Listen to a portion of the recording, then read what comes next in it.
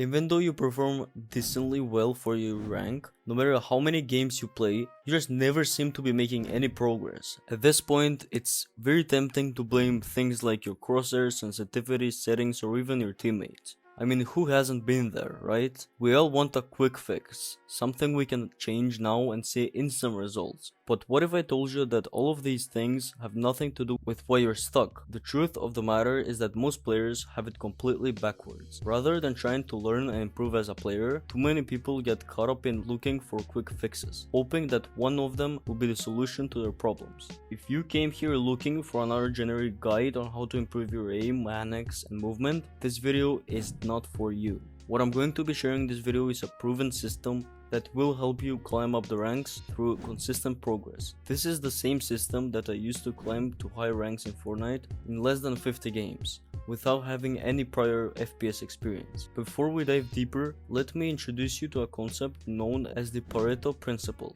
or the 80-20 rule. I've talked about this in another video which I'll link in the description for you, because that's a whole video explaining this rule. And this rule states that roughly 80% of our results come from only 20% of the effort. Conversely, this also means that 80% of your efforts would be only producing 20% of the results. Even though most of us probably spend the bulk of our time playing ranked, the fastest way to improve is to focus on our habits and routines outside of matches. Despite what others may tell you, warming up is extremely important if you don't want to waste your first few games with suboptimal aim. In an average game of ranked, we usually don't get many opportunities to fight the enemy, so if you want to improve your mechanics, practicing your aim and movement in creative or 1v1s is the fastest way to become more confident in your fights. Specifically, focus on getting better at pre-aiming common angles. And if you're using a rifle or SMG, try to focus on firing in short bursts between each movement rather than immediately committing to the spray.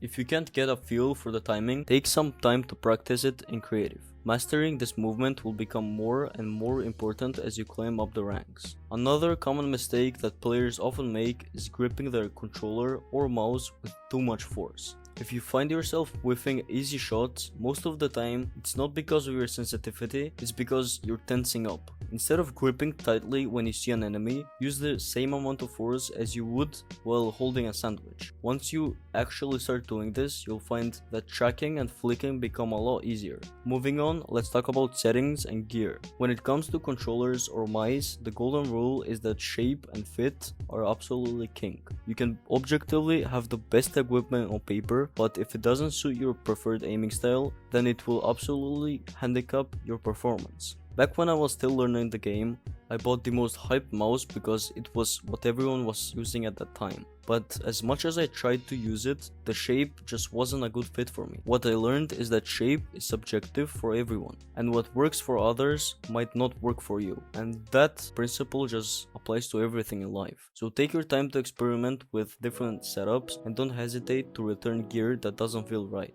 As for your sensitivity, here's how you can get a rough idea of what your perfect sensitivity is in less than 60 seconds. Fire up a practice mode and just try to keep your crosshair on a moving target while you move in random directions. The main goal here is to adjust your sensitivity until it feels effortless to track. Try this at different ranges with different weapons to get a baseline of what your ideal sensitivity might be. As for your monitor, 144Hz is all you need. Anything higher is a luxury.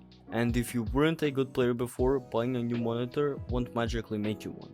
Alright, so now we've come to the most important part of the video, and it is mastering the art of deliberate practice, a term coined by psychologist Anders Ericsson in 1993. It involves breaking down required skills into smaller parts and practicing these parts repeatedly. Between sessions, learners get feedback and reflect on their performance, which then guides the focus of future practice. While deliberate practice has long been used to maximize performance in fields like medicine, sports, and music, it can be just as effective in Fortnite. Rather than assessing your gameplay as a whole, it's more effective to break it down into smaller components and specifically focus on areas where you lack competence. As I mentioned earlier, feedback is a crucial part of deliberate practice as it highlights areas for improvement. So at the end of each game, take a moment to reflect by asking, what did I do well? What did I do poorly? What can I work on in my next game? For instance, maybe your edits were clean, but your positioning was off. In that case, maybe it's time to hop on into creative and drill specific situations. Either way, if you truly want to grow as a player, you have to stop blaming external factors and start being accountable for your own performance. If you truly think there is nothing more you could have done in a specific scenario, then you're probably wrong. Even if you're among the top 1%, there will always be tiny things you could have done better. Once you're willing to set your ego aside, I promise that you'll improve faster than anyone else learning the game. The sooner you break out of this toxic mentality, the sooner you'll start seeing real results. Now, something that a lot of players and people in life tend to struggle with is consistency. They pop off in one game and can't catch a break in the next. While there are many factors that explain this, true consistency is recognizing that you won't always play at your best, but you still put in the reps required every day to improve.